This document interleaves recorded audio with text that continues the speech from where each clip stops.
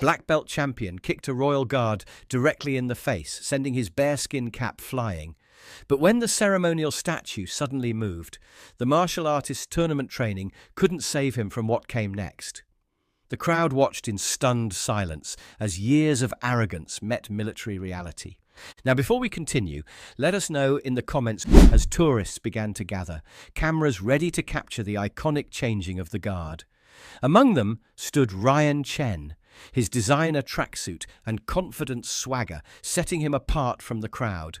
At 32, Ryan had built his reputation as one of America's most decorated martial arts champions, with 3 international titles and a chain of elite dojos across California. His Instagram bio said it all: undefeated, untouchable, unstoppable.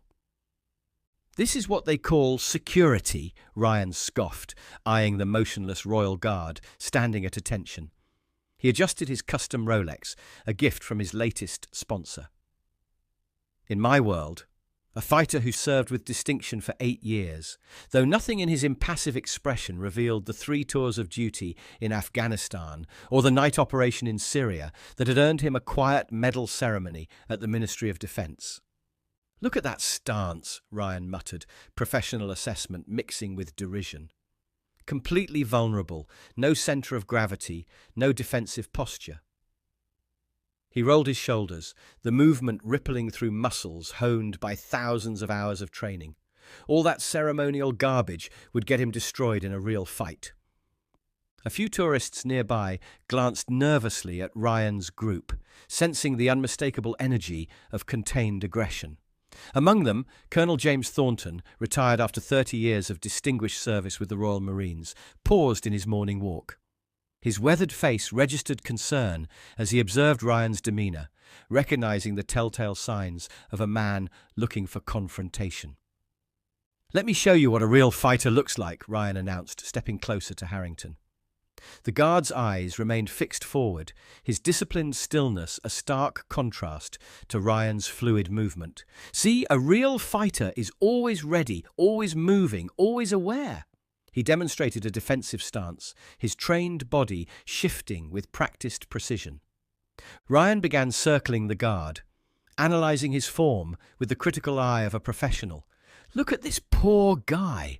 They've trained all the fighting instinct out of him." Some looked uncomfortable, others curious, a few entertained by the unexpected show. A family from Germany quietly ushered their children away, the parents exchanging knowing glances that spoke of disapproval. "You know what we're looking at here?" Ryan gestured to the guard as though presenting an exhibit. "The difference between ceremony and combat. These guys are performing, not fighting." He executed a series of quick jabs that stopped just short of Harrington's face, demonstrating his control. "Every move I make is designed for one purpose: victory." Colonel Thornton had moved closer now, his military bearing evident despite his civilian clothes. The medals pinned discreetly on his lapel caught the morning light. Decorations that spoke of real battles fought represent a bygone era when standing in formation was considered military prowess. Ryan's training partners had positioned themselves strategically around the guard, forming what martial arts practitioners would recognize as a demonstration circle. Their matching jackets created a visual barrier that separated Harrington from the rest of the crowd, turning the public space into an improvised arena. "This is Jin," Ryan gestured to the tallest of his entourage, a man with a stoic expression and hands wrapped in professional-grade tape. "3-time international kickboxing champion. And Marcus here." He nodded toward a compact, muscular man with a fighter's cauliflower ear. "Former welterweight MMA title holder. We train fighters who win actual combat sports, not ceremonial soldiers who win costume contests." The crowd had grown larger now, drawn by the spectacle of Ryan's impromptu demonstration. A British family near the back exchanged glances of clear discomfort, the father placing lethal potential, nothing wasted, nothing for show. This is fighting efficiency developed through thousands of hours facing actual opponents, not standing at attention. Colonel Thornton had begun making his way through the crowd, his military bearing parting the onlookers with quiet authority. His face betrayed concern, not for Harrington's safety, but for what might happen if the guard was forced to break protocol. You see, the problem with military training, Ryan projected his voice like a seminar leader, is that it's designed for group thinking. Follow orders, maintain formation, sacrifice individuality. He circled Harrington, analysing his posture with professional scrutiny. Martial arts is a hands on hips, studying the guard's impassive face. In my dojo, I teach people to overcome that fear, to react, to engage with reality. A woman with a young daughter pulled the child away from the scene, murmuring, "This is disrespectful. We're leaving." Several others followed their example, uncomfortable with the escalating tension. "I think we need a practical demonstration," Ryan announced, his voice carrying the practiced authority of a man accustomed to commanding attention in competition rings. "Theory is fine, but nothing teaches like experience." He adjusted his stance, the movement fluid and purposeful. "Ladies and gentlemen, I am going to show you why static defense, the kind these guards represent, is fundamentally obsolete." Colonel Thornton moved forward with urgent purpose now, but Ryan's training partners closed ranks, creating a human barrier between the retired officer and their leader. One of them, a heavy-set man with a fighter's broken nose, placed a hand on Thornton's chest. "Let the demonstration finish, old-timer," he said, his tone conversational but his intent unmistakable. "Educational purposes." Thornton's eyes narrowed. "Ceremony." "Now, for my final demonstration," Ryan announced, his voice taking on the quality of a ringside announcer.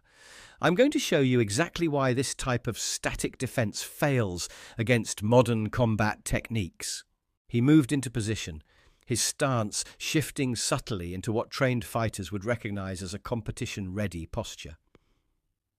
In a real combat situation, maintaining situational awareness is critical. This guard has surrendered his awareness to ceremony. Ryan began a complex approach sequence, the kind used to set up championship-winning strikes. His training has made him vulnerable, not strong. The crowd had fallen completely silent now, sensing that a line was about to be crossed. Several people had backed away, while others seemed frozen in place, unable to look away from the impending collision. "A defender who won't adapt," Ryan declared, his movements accelerating, "who can't respond to changing conditions, who remains rigidly committed to outdated protocols." He launched into the blue London sky. The force of the blow would have felled most men instantly, but somehow, impossibly, Harrington retained his footing.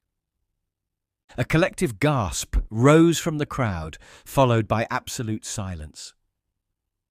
Time seemed to stretch and slow, each second extending into an eternity as the bearskin cap completed its arc and landed on the courtyard stones with a muffled thud. Ryan recovered his balance with practiced efficiency, a triumphant smile beginning to form on his lips. "And that," he announced to the stunned audience, "is why—" His words died in his throat as he registered what was happening before him. Harrington hadn't fallen, hadn't staggered. His head had snapped sideways with the impact, but his body had absorbed the blow with the resilience of someone who had endured far worse. A thin line of blood traced its way down from his temple, but his eyes, now locked directly onto Ryan's for the first time, showed no pain. Then Harrington moved. It wasn't the clumsy response of a ceremonial figure unaccustomed to actual combat. It was the precise, economical motion of a predator who had stalked targets through mountain passes and urban conflict zones. His ceremonial rifle clattered to the stones as Harrington closed the distance between himself and Ryan with a speed that belied his formal attire. Ryan, to his credit, recognized the danger instantly and shifted into a defensive stance. "Now we're talking," he said, but the confidence in his voice had hollowed. "Let's see what they actually teach you soldiers."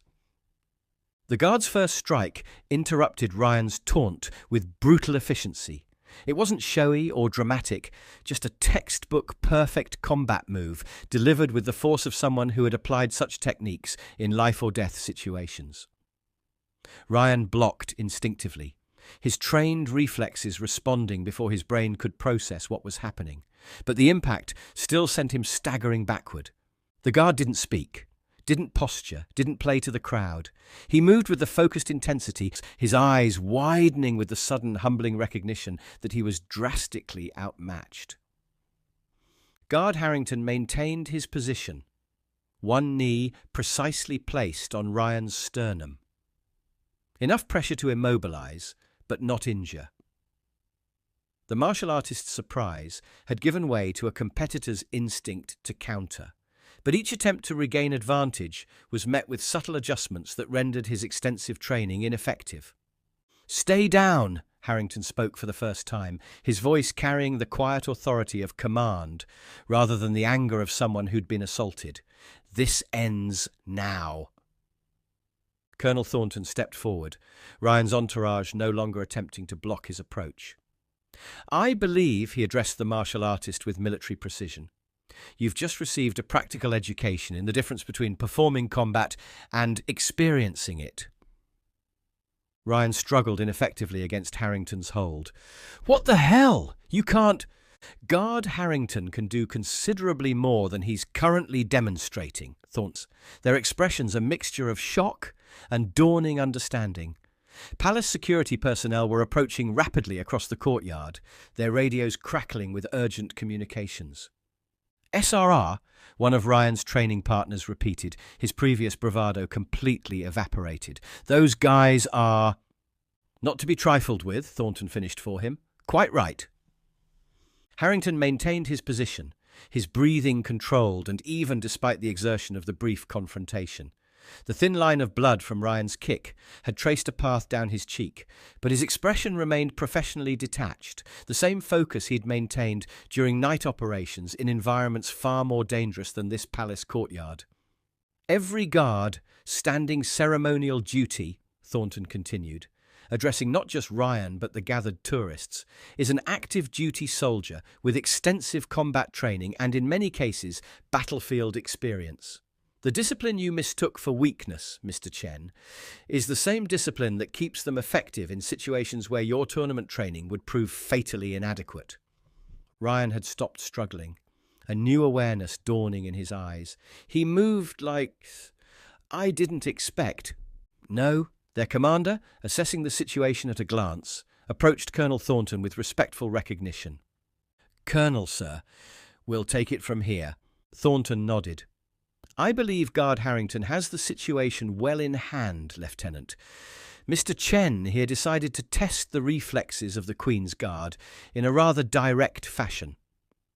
The security officer's expression hardened as he took in the scene, the bearskin cap still lying on the stones, the thin streak of blood on Harrington's face.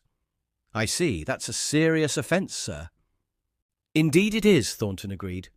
"Assault on a serving member of His Majesty's forces, disruption of ceremonial duties, and I suspect several other charges that the Crown Prosecution Service will enumerate with their characteristic thoroughness."